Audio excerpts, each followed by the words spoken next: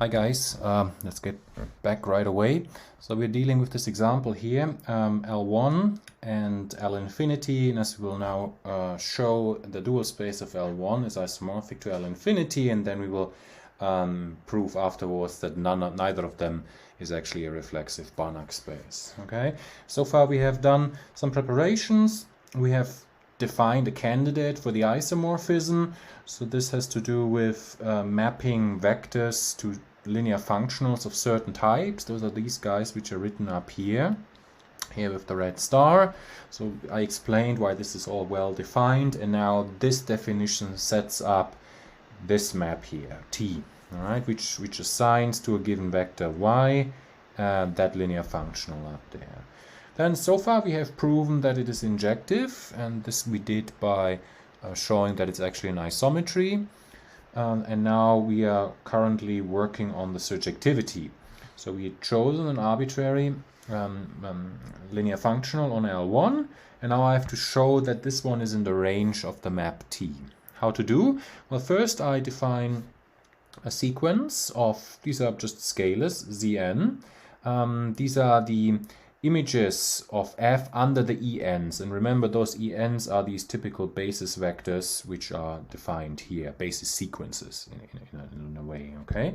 Then I explained why this is a bounded sequence. This is simply because of this little estimate down there. And now we will look at this difference. So the difference between the arbitrary given linear functional and this f of z that we have defined earlier on, right? Then I already said what's going to happen, so let's check if this is really true. Satisfies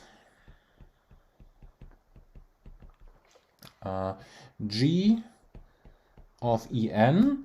Well, what is that? You can check for yourself. It is equal to 0. Why is that? Because this is f on En and then minus f z En.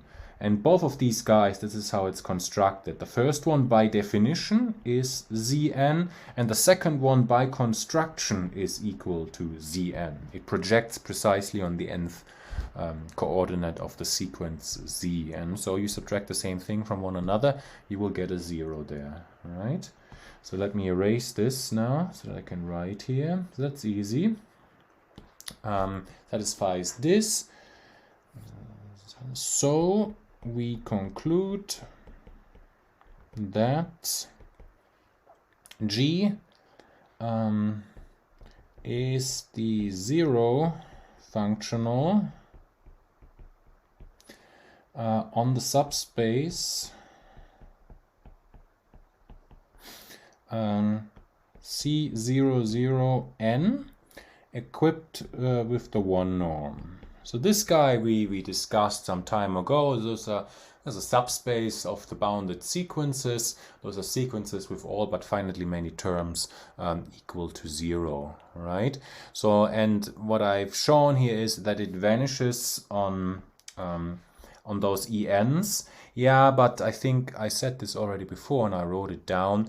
The collection of all the ENs is a countable dense subset in, well, this guy here, all right? So by continuity, you can simply argue that once you've shown that the G vanishes on all of the N by continuity, it will vanish on all elements here in Z00n. This uses a previous exercise, all right?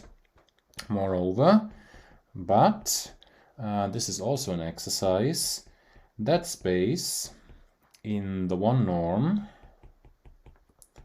is dense in L1n, and actually that one you use what I just said, that the ENs are a countable dense subset.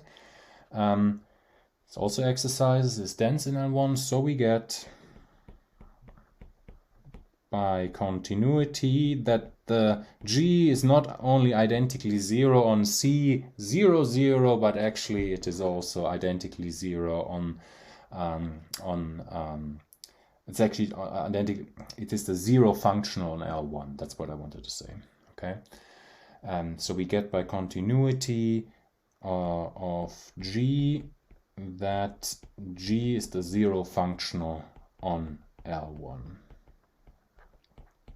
All right, good, nice. And thus, as promised, f is equal to f of z, and this was precisely how t was defined. It as t is surjective. Okay, all right, so here are these two reasonings that you can jump from vanishing on all the ENs immediately to vanishing on the whole subspace Z00N, and from there on the vanishing on the whole L1. That uses knowledge from the exercises, in particular that the collection of all those EN is a countable dense subset in the green underlined one, and then also in L1 in the one norm, and that's easy to show. Okay, good. So in summary, there exists t minus 1, and this is really an inverse, because whenever you deal with the isometries, then having the bijectivity is enough to conclude that the map is invertible. Remember, here in this class, invertibility means more than bijectivity. It means that the inverse map is also bounded, but this you get for free if you're working with an isometry. And that's what we are doing. That's also one of the reasons why I showed earlier on that T is an isometry. If you just show it's injective but not the isometry, then you have to now work more at this point. But we are done, right? So T minus 1 is the identity on the dual space of L1, and the other way around, it is the identity on L infinity. All right. And, well, let's write this all out. T of y equals to y infinity for all y in L infinity n yields that the inverse is bounded. What I just said about isometries, and if they are invertible, if they are bijective, then the inverses are bounded. All right, so it has T minus 1 is a bounded linear transformation from the dual space of L1 to L infinity. All right, and that's why they are isomorphic. So X star is isomorphic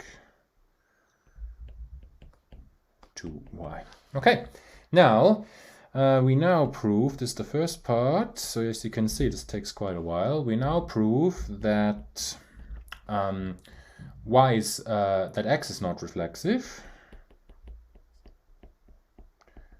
That X is not reflexive.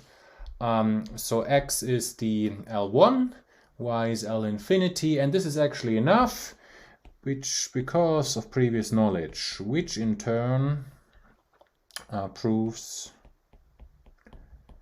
that Y is not reflexive. And why is this? Well, if it were reflexive,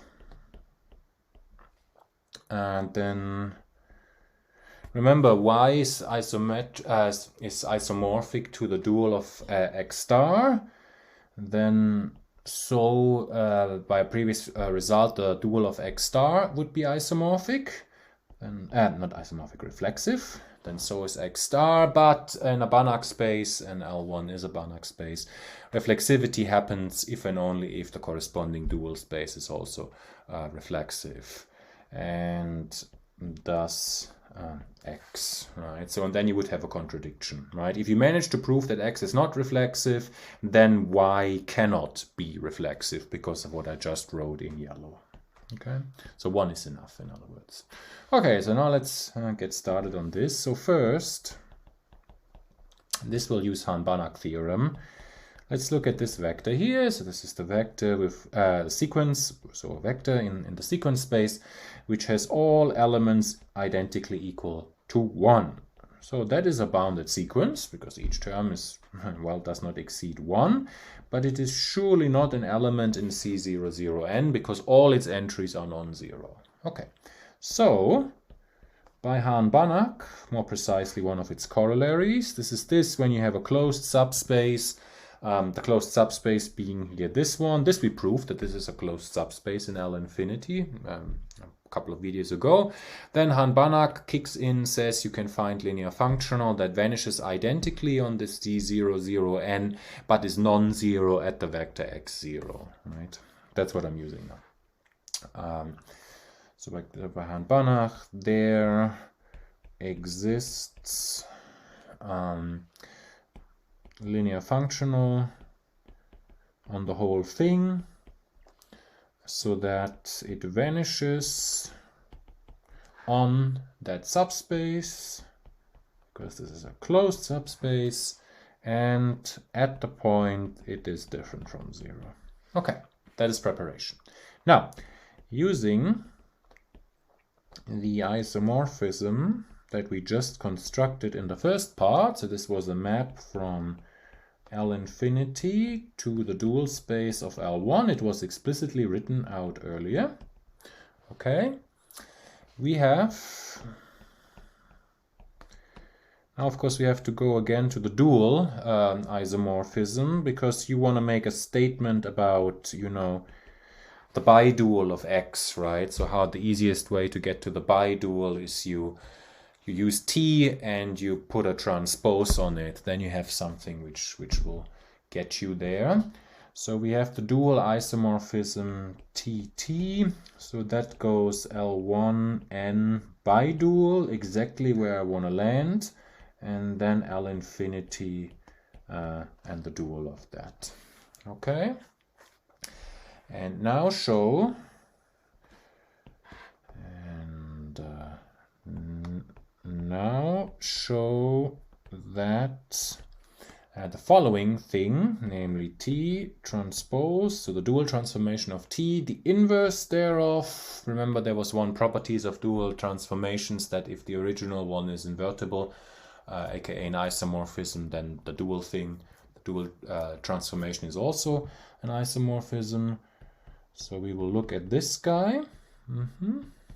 Right, so remember, G is a linear functional on L infinity, and now if you carefully look, what the dual transformation does is that indeed, now if you hit it from the left with the inverse, you get an element of the bidual in L1, right? And what we will show is that this is not in the range of the canonical map of the canonical map J on L1, right? And then once this is established, then we know that L1 is not reflexive, right? Because reflexivity means that this canonical map on L1 is surjective. But now I'm gonna explicitly have here an element which is not in its range.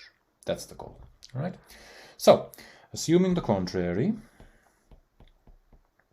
assuming that this element T transposed inverse G is in the range, assuming the contrary,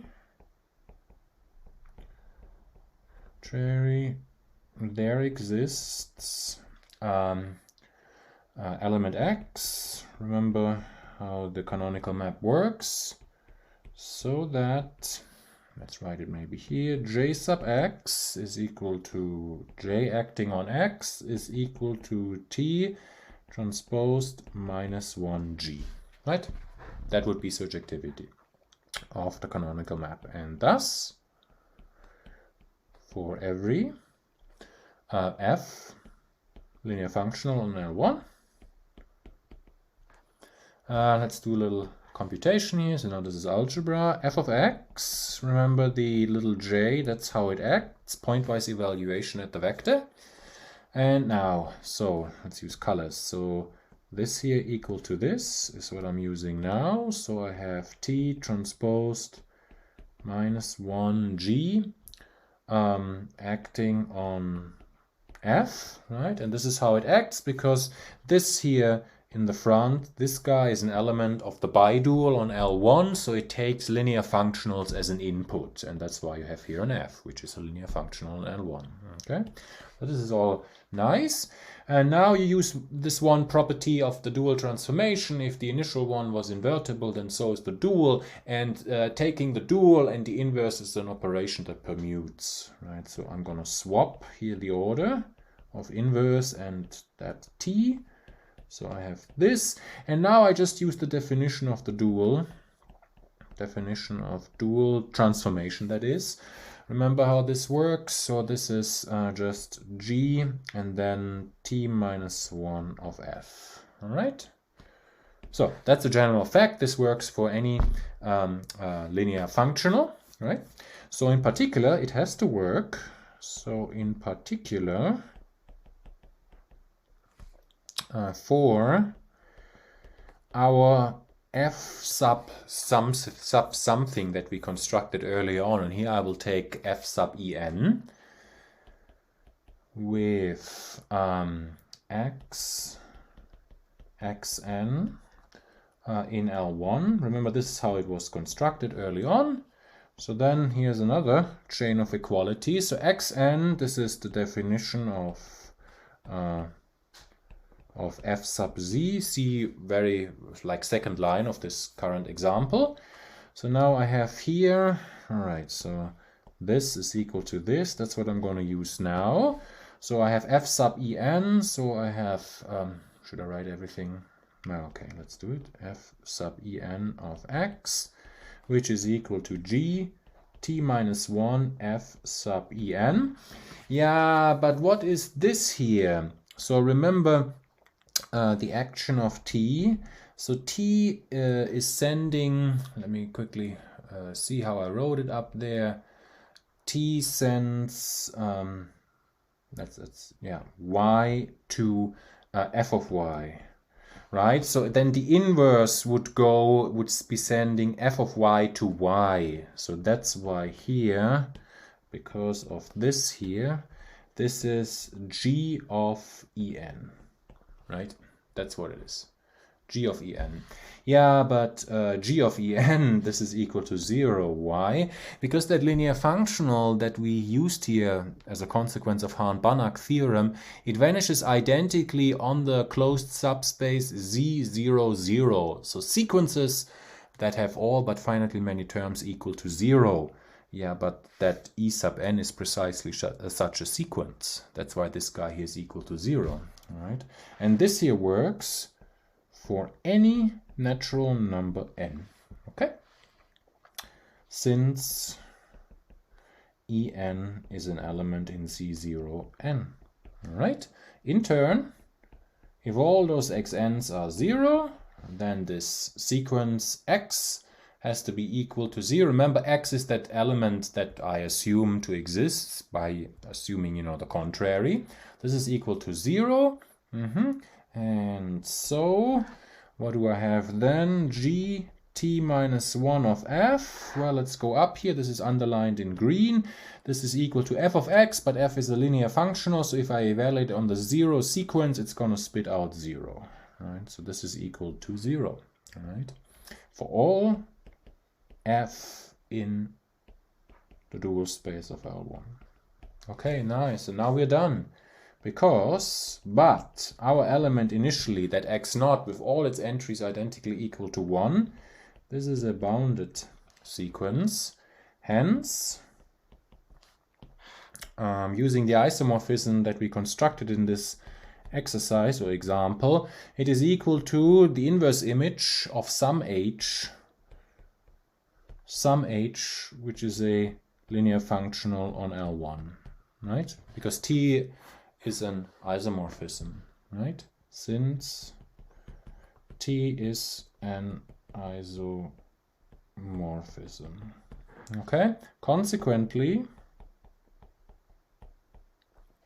I have that g t minus 1 of h, right, is equal to gx0, and g is a linear functional, x0 is the 0 vector or 0 sequence, is identically equal to 0. Yeah, but this contradicts what we learned from Hahn-Banach, because that linear functional is such that it does not vanish at x0, and that's your contradiction. Okay? In summary, the canonical map is not surjective, and hence x is not reflexive. Okay? That's the end of that. Good. Nice. So as you can see, this requires quite some work. Two more examples. Let's see how much we can get done here of the next one. So we know that the dual of L1 is isomorphic to L infinity.